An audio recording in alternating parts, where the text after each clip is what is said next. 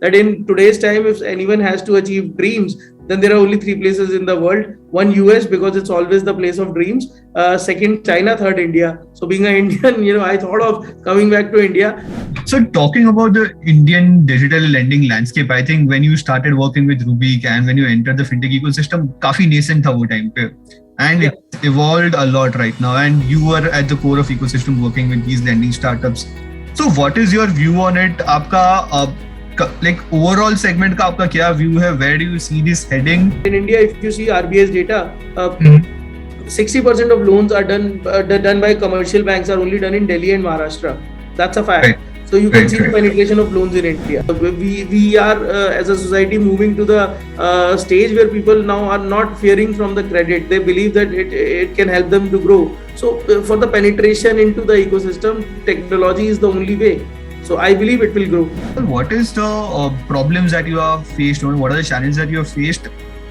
Basically making the population of tier 2, tier 3 people adopt a digital lending system, or as of now, have you seen them very accepting and embracing this technology?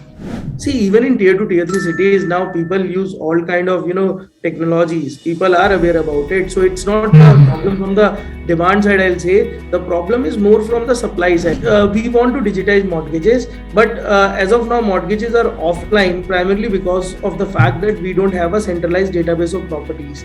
So the thing is that it's an asset-backed lending, so I have to evaluate the asset. Unlike gold loans, where I can go directly to a internet, to website and see what is the current price of the gold.